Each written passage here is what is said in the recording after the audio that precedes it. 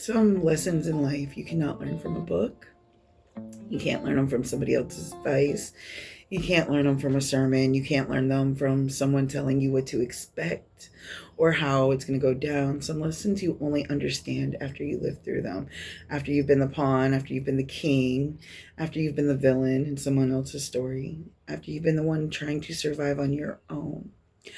Only then does a lesson actually make sense. Good morning, everyone. I'm Freya Harmony, and I speak the truth that they want left unspoken so you can tap into your power, protection, prosperity, and peace. And this is Moonlit Morning, quiet Sunday morning show where we talk about real life wisdom and the things you can only understand after you actually live them. And as always, the show is dedicated to my grandpa because he was the one who taught me that mornings are where clarity lives, before the world gets loud, before the arguments start, before everyone wakes up and starts pretending again. Everybody wears a mask. Get over it. Just quiet air, reflection, and honesty. And today we're talking about something simple but powerful, and how there's certain things in life you only understand after you experience them. You can hear about them, you can study them, you can warn people about them, but until they go through it and live it themselves, nothing will stick. People can warn you about the manipulation, or warn you about your betrayal, or warn you about being used, so on and so forth. And when you realize you're a piece in someone else's chessboard, you don't truly understand how it works. Because when you're inside the situation, it doesn't look obvious.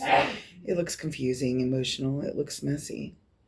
Sometimes even looks like you are the one making the problematic choices. But later you step back and look at the whole picture and you start to see the patterns.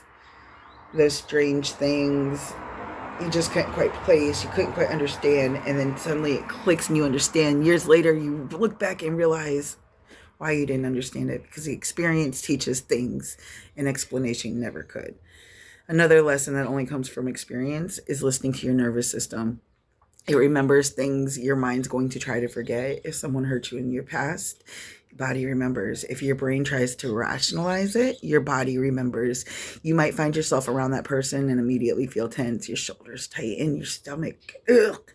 You feel like you can't fully relax because you're waiting for something to go wrong. And that's not random. It's your nervous system recognizing patterns it has seen before. Your body remembers how that person made you feel. And people will sometimes tell you things like, you need to forgive, you need to move on, you need to let that past go.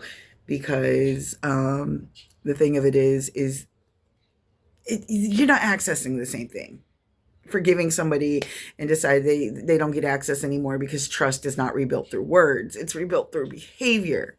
Through accountability, through consistency, through somebody showing you they're not the same person that they were, taking accountability for what they did. And that's the thing people misunderstand with accountability. Accountability is not one-sided. So if they're asking you to really literally take and let them back in, forgive and forget, they haven't taken accountability, they haven't made it right, keep them in the past. Keep them in the past. You're fighting too much to figure it out. And they can say, oh, well, I have to walk on too many eggshells for your triggers. And I don't feel like that's always the case. I feel like there's people who have real trauma, real bad things that have happened to them.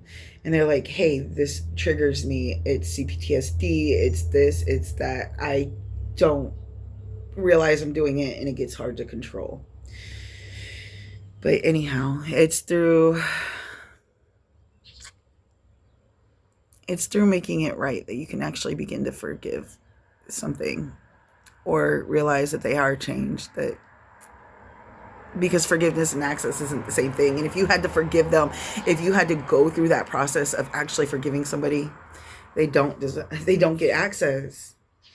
Trust is not rebuilt through words. It's rebuilt through behavior, making it right, taking accountability, being consistent with the changes, showing someone that you're not the same person you were before. And people can often understand that. That's the part so many people leave out. Accountability is not one-sided. If somebody hurts you and wants to come back into your life, they need to make it right. However you decide that they need to make it right, not just apologize, because just an apology is just words. They need to acknowledge what happened, what they did. They need to understand how their actions affected you. They need to change the behavior that caused the harm. And if it's your triggers that caused the harm, then you can seriously sit there and talk to somebody and tell them how you're going to change it. I get it. You got the triggers. You can't change it. But are you working through them? Are you trying to make them better? But somebody who also loves you are going to accept you and your triggers for anything. For anything. For me, I know I have the triggers. I know that they can hurt when it goes bad. But I also do my best to make it right every single time. I also tell people up front what they're working with and how bad it can get. So let me just say this, a person that tries to step on those triggers, that's an abusive behavior. Especially when they know it's CPTSD or they know it's trauma. You don't just get over that. And those people that bully you by hitting those triggers because they know it affects you. And my family does it to me. My mom's huge on it. My mom loves to fucking do this to me, but she was also somebody who liked to hit that glass pipe a lot my whole life. And you know, my mom and my aunt used to abuse me by telling me I slept with her husband. I was 5. And he used to come into my bedroom for 3 years, rape me, beat me, all kinds of things. Like, it was pure hell and torture. And I don't know, like, being in an adult abusive relationship, the thing of it is, there were so many differences between what happened as I was an adult and what happened between my mom and as I was a kid. My mom, 37 years later, still claims this never happened, that this man didn't touch me. And I get how peaceful it is sleeping on your own when you've been through that. I understand that completely. But even being after it, and this is when you are allowed to judge somebody, and I will die on this fucking hill. When you've been through it and things are exactly the same, then you can judge it. If you've been through it and there's different things, that it's all in the details, baby. 4 women can have their children molested, and it's not always going to be the mom's fault.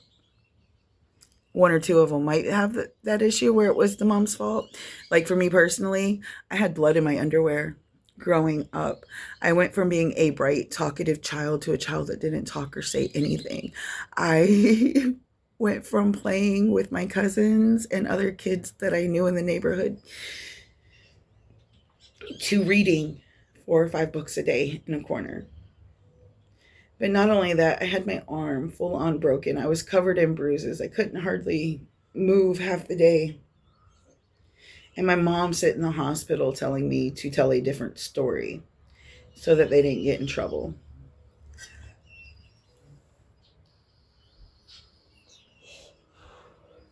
My biggest question when it comes to what happened to me, if my child had ever told me anything, I would have killed the man. I wanted to kill the man just because I knew he was beating up on me. I wanted to kill him even worse when we found out that he was playing a game called Tickle Monster with my children. He claimed it was cheating, but the thing about cheating is even when I went to work, he would sit in the parking lot. When he went to work, I took him to and from work. You molesting my children, you stupid motherfucker, was not cheating on me. And the fuck is wrong with you? All these people you've got coming after me. And I want to let everybody know, if you did that, if you helped my brother and his little friend to bully and try to take me down and destroy me, you helped a child molester. You helped a child molester, a woman beater. You can't be a woman. Like, how are you going to be a man hater and really say that you respect the name of Lilith, the goddess, and go out of your way to help a man triangulate abuse on somebody else? Knowingly, they knew what happened to me. I was his pawn when we first started, and I thought I was getting revenge on my kids' father, who cheated on me consistently over 13 years. Yes, I left multiple times, but we also had kids together, so I let him back in multiple times. My kids' father never hit me. Recently, I heard a rumor that he was the one that did all this and was behind all this. That's not true, because my kids didn't have those behaviors till his daughter came around and we caught his daughter and my son doing those things together. I don't think, as far as I know, they've never admitted the abuse that their dad did to them. But COCSA only happens when children have been SA'd by adults. The man got free. They let him go. But at the same time, the man choked me. I had bruises from head to toe. I was covered in bruises. My vomit on the floor. And they took me to jail because I was still freaking out. But the cop showed up. And you know what he said to me? He said, well, sweetheart, what'd you do to get your ass kicked? There's nothing that can make that right. So even if this man finally went up to somebody, said, hey, yeah, I molested her kids. Yes, I was an abusive prick.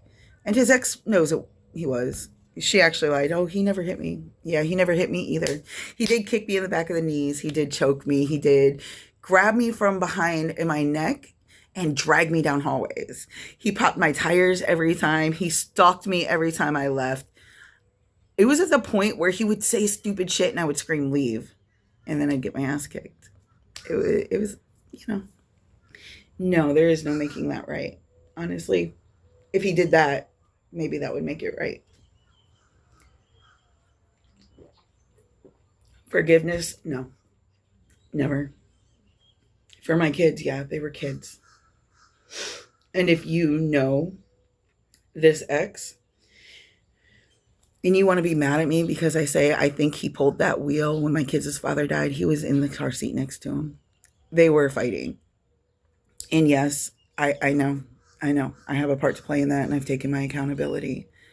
And if you don't understand that, there ain't nothing I can do for you. However, you can't be mad at me for putting together that you pulled that wheel when you did it to me multiple times. And I know I'm not talking to him. He ain't talking to me. I haven't talked to him since I found out that he was a tickle monster to my kids. And there's so much more to the story. It gets so much sicker and worse. So if you were somebody that helped them do that afterwards, years afterwards, mostly because I told my story and their part in it, and everybody wants to come after me because we like each other more than that, and they wouldn't do that to me. Bitch, they've done it to you. You should hear what they got to say about you behind your back. Don't be mad at me because I repeated it. Do not get mad at me because I repeated it. Don't. That whole family abused me. And I often wonder why people come in and they think it's okay to abuse me, or if I tell somebody I don't like that, they go ham, or why my best friend. And it's funny, they think they're the only ones that can take screenshots and triangulate things, but my cousin that you did this for, because she used to try to bully me, but you were the one who told her every guy I liked, right? That was my quote unquote best friend. You used to tell this girl my cousin, every guy I used to like so she could sleep with him first. Yeah. And I was stupid enough to call this bitch my best friend for 30 years. But it is what it is. Oh, and by the way, that mom that she likes to control and abuse saw the screenshots you were sending her and knows about the conversations that you guys were doing to come up against me. And for what? The bitch, I haven't seen that bitch since I was 20 years old, and I don't want to. But except for when I came back in that one time where, yeah, I believe I was the one not trying to dog whistle me at that whole thing. But anyway, I digress. It's neither here nor there. That's just part of my thing. But don't get it twisted. That rule applies either damn way. If you hurt somebody else, then yes, the responsibility is yours to approach them. If they tell you that they hurt you and they're trying to make it right, now that can be turned into abuse too. It's bad. It gets so bad, but communication, I guess, is the key to that. But taking accountability, not blame, not excuses. I'm sorry that hurt you. Okay, ownership. Real growth will always require that humility. It requires someone to say, I was wrong. I hurt you. How can I fix this? And then actually follow through. You can only learn that by experiencing that.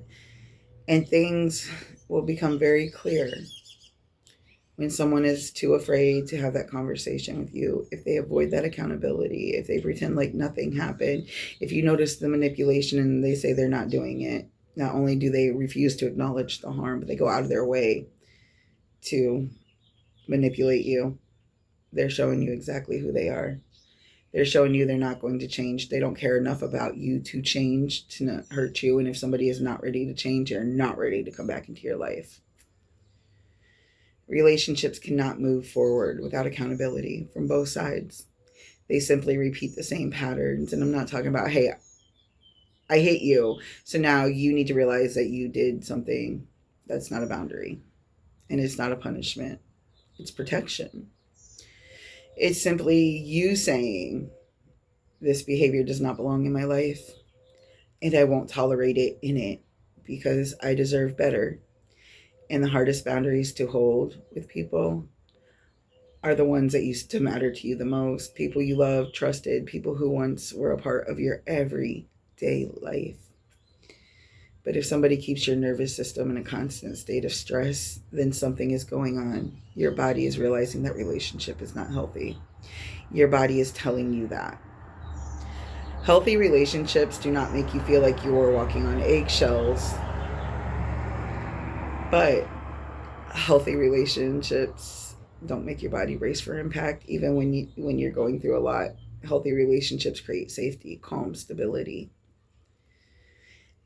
And if somebody wants to come back into your life, you need to ask them one simple question. Has anything about you actually changed? Not just the story, not the explanation. Has anything changed? The behavior? Are you still going to make me feel this way? Are you taking accountability that, yeah, you did that? Whether it was on purpose or accident, have you made things right? Because without changing the actions that cause harm, they don't need you. If the answer is yes, maybe there's space to rebuild something slowly, carefully. The answer is no, then your boundary stays where it needs to be. When your boundaries are strong, when you're protecting your peace, and they call it cruelty, it's not, it's wisdom. The most mature thing two people can do is acknowledge that it happened, make it right, and grow through it. It's not about forgiveness. Even if they chose to never become close again, accountability creates closure. Avoidance leaves wounds open. Some lessons in your life you only learn after living them. After you've been the pawn, the king, and the villain. And if you've ever been the one trying to figure out what the lesson was, experience might be the only thing that could ever bring you clarity. Okay, so in closing, we are going to pull some cards for the collective. Spirit, I need to know what my collective needs to know for the week ahead. Any kind of wisdom that can get them through their week peacefully, profitably, powerfully, and peacefully. They're all just flying out. These cards are so slippery. I got one deck that is so hard to get anything to flip. And then I have another deck that is so slippery, it's hard to hold on to them. So I'm going to shuffle real quick, and then we'll get into what my collective needs to know for the week ahead.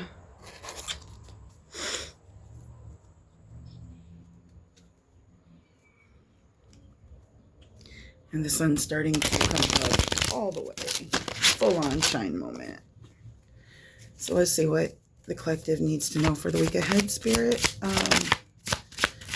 Help me tap into my collective's power, protection, prosperity, and peace, and give them the wisdom that they need. Ooh, we have an Ace of Wands, new beginnings, but you're trying to figure out where to start, what to do next, where to go. So what's up? Whoa! Running. Feels like a body running on fumes. Like right now, you're trying to figure out either what to do next or what step you need to take to start. And running on fumes means you're overwhelmed. But nothing's going to stop you from getting this. It's not here yet, but nothing's going to stop you from getting this. So Spirit, what does my collective need to know to keep moving forward towards that particular thing? Reflection, meditation, looking you up. And the Knight of Wands.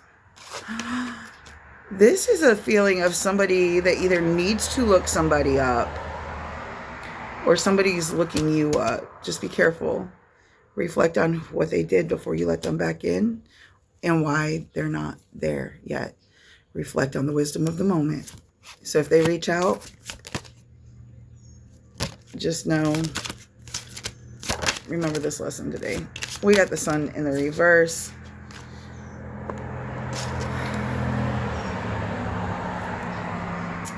Whatever it was that happened between you and the person that's going to reach out, there's a whole lot of negative, unhappiness, feelings that need, if you decide to take this person back, you guys really, really need to reflect. We have strength in the reverse.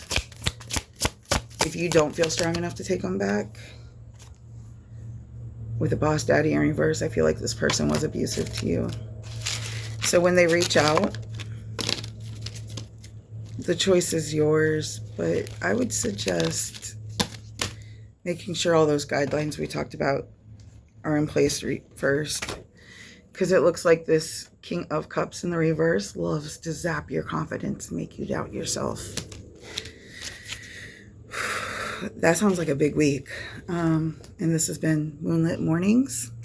And I'm Freya Harmony, out here speaking the truth that they want left unspoken to help you tap into your power, protection, prosperity, and peace. I hope you have a great Sunday. I hope you have a great week. As always, protect your peace, and I'll see you next Moonlit Morning. You can check out my TikTok page if you need to see me in between before that. You'll get all these little clips.